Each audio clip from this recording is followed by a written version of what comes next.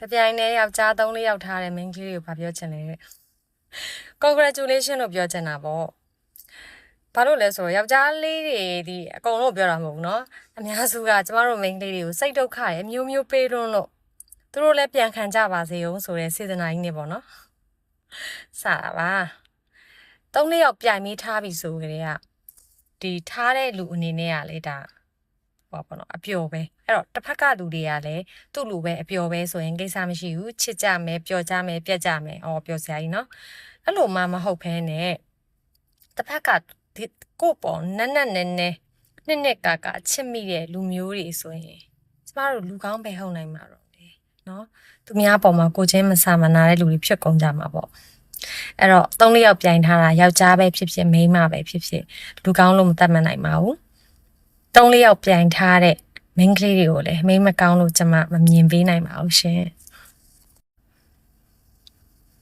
အဆဆအရာရာဖောက်ပြန်ဖို့လွယ်ကူလွန်းတဲ့အခုလိုခစ်ကြီးမှာတဲ့ရှေ့သွားလို့နောက်ဖြောင်းရတဲ့လက်တစုံရှိနေခြင်းကဖျားပေးတဲ့ဆုလက်ပါပဲတဲ့ဒီစာလေးကိုဖတ်မိရလေးရလေနော်အင်မတန်တန်ဖိုးရှိပါတယ်ကိုယ့်ရဲ့ relationship မှာကိုယ့်ကိုဒီလိုမျိုးအရာရာ take care လုပ်ပေးနေတဲ့လူရှိရဲဆိုတာကလေဒါကိုယ့်ရဲ့ကံကောင်းခြင်းပဲအချစ်ဆိုတာကိုချင်းစာတရားရဲ့အကောင်းမြင်စိတ်ကလေးရှိရပါမယ်တဲ့ကိုယ့်ကို तू ကတဝင်းနေတိုးနေတယ်ဆိုရင်လေဟာငါ့ကိုချုပ်ချယ်တာပဲလို့မမြင်မင်းနဲ့ငါအရန်ချစ်ခံနေရပါလားနော်ကိုယ်ဘယ်သွားနေရဘာလုပ်နေရလဲဆိုရင်လေဒါလည်းငါ့ကိုချုပ်ချယ်နေတာမဟုတ်ဘူးငါဂယူဆိုင်ခံနေရတာလူတစ်ယောက်ကလူတစ်ယောက်ကိုအချိန်ပြည့်ချစ်ပေးနိုင်မှုဆိုတာလွယ်မလွယ်တာ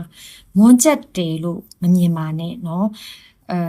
ကိုဘွားကြီးမှာအမြဲတမ်းကိုအတွက်ဖော်မွန်တယောက်နေနဲ့ရှိမဲ့လူတယောက်ရှိနေတယ်ကိုအတွက်အချိန်ပြည့်လူတယောက်ကိုအတွက်အမြဲတမ်း ready ဖြစ်နေတဲ့လူတယောက်ရှိနေတယ်ဆိုတာဘလောက်တောင်ကံကောင်းလိုက်လေပေါ့နော်ဒါလေးကိုကျမတို့ပြောင်းပြီးမြင်ဖို့လိုအပ်ပါတယ်ပေါ့ကိုယ်အရင်ချစ်တယ်လူရှိရင်တန်မှုထားပြီးပါလို့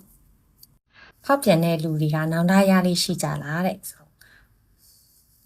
တရားမှာဒါမှမဟုတ်1000မှာ1ယောက်လောက်ကတော့နောင်တရနိုင်မယ်လို့ထင်ပါတယ်အများစုကတော့နောင်တရမှာမဟုတ်ပါဘူးဘာလို့လဲဆိုတော့ဖောက်ပြန်နေဆိုတာကသူများတိုက်တွန်းလို့မဟုတ်ဘဲနဲ့ကိုตายရလို့ကိုပျော်လို့ကိုခြေနဲ့လို့လောက်ကြတာကြီးပဲလေနော်တခုတော့ရှိတယ်နောက်ဆက်တွဲပြဿနာတွေပေါ့ကိုယ့်ရဲ့အိမ်အောင်ဘက်နဲ့ပြဿနာတွေတမီးစားခြင်းပြဿနာတွေမိဘဆွေမျိုးသားချင်းရဲ့အဆက်သိက္ခာတွေနောက်ကိုတိုင်ရဲ့တိတ်ခါတရားပေါ့နော်လူတွေကကိုယ့်ကိုတန်ဖိုးထားကြတဲ့အခါမှာငါဒီလူကြီးဖြစ်ရှင်တန်ရတာရှက်လာတယ်ဆိုတဲ့စိတ်မျိုးတွေအဲ့ဒါတွေနဲ့တော့သူတို့ကဒီကောင်းတဲ့ဘက်ကိုရအောင်ပြန်ပြီးကြိုးစားကြတာပေါ့အဲ့ဒါကိုနောင်တရတယ်လို့ပဲပြောမလားဒါမှမဟုတ်ရင်လူကောင်းဖြစ်အောင်ပြန်ကြိုးစားနေထိုင်ခြင်းလားပေါ့နော်ဒါတော့ရှိမှာပေါ့နောင်တရလားဆိုတဲ့ခေါင်းစဉ်အောက်ကနေအဖြေပြန်ဖြေရမယ်ဆိုရင်တော့နောင်တရလိမရှိကြပါဘူးပေါ့နော်အဲ့ဒါကြောင့်လဲသူတို့တဖြည်းဖြည်းနဲ့ထပ်ပြီးတော့နောက်တစ်ချိန်မှာပြန်ပြီးခောက်ပြန်ပြီးတော့မှားပါပြီလှုပ်လိုက်ပေါ့တကယ်တော့နောင်တကယ်မရနိုင်လို့ပေါ့ဘာလို့လဲဆိုပျော်တာကိုအစောပိုင်းကာလတွေကဘယ်သူမှဆိုရင်းနေခုံနေရင်းနေတုံနေအဲ့ချိန်မှာပျော်ကြတာဆိုတော့လေနော်အဲ့တော့ကိုတိတ်ခါကိုထိန်းတဲ့လူတွေကပဲဒီလမ်းကိုဆက်မလျှောက်ကြတာပါလို့ကိုသစ္စာဖောက်ပြီးတော့မှ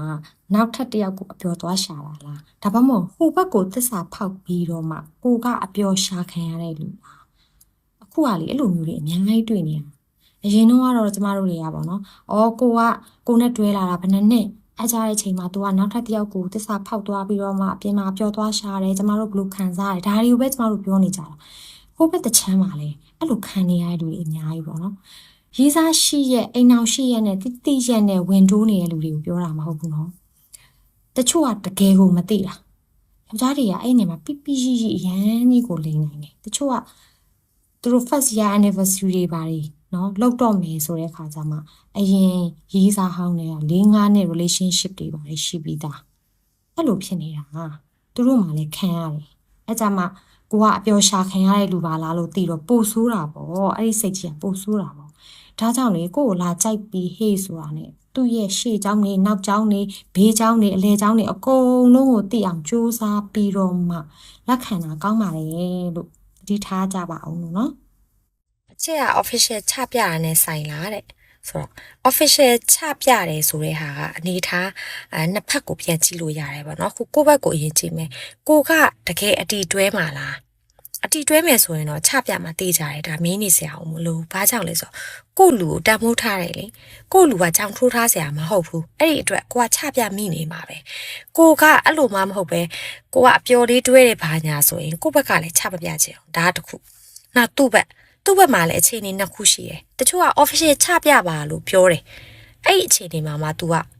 မန်းတက်တိုင်တက်ပြချင်နေတဲ့လူတွေငါစပယ်လုပ်ပြချင်နေတဲ့လူတွေသူတို့ကအဲ့လို official ချခိုင်းတာလားဒါမှမဟုတ်တချို့ကကြတော့ကိုတန်ဖိုးထားတယ်လေကိုကနောက်ွယ်မှာမြုပ်နေရမယ်လူမဟုတ်ဘူးကိုချစ်ရင်ပတ်ဝန်းကျင်မှာလည်းကိုတီတီတန်းတန်းတွဲရရမယ်ဒါမျိုးကတန်ဖိုးသူထားတဲ့လူပေါ့နော်ဒါကြောင့်မလို့နှစ်ဦးနှစ်ဖက်စလုံးအဲ့ဒီစကားတွေကသက်ဆိုင်ပါတယ် official ချပြတိုင်းလည်းအချစ်စစ်မဟုတ်တလို့ official မချပြတာလည်းအချစ်စစ်လို့ကျွန်မမမြင်ပါဘူးရှင်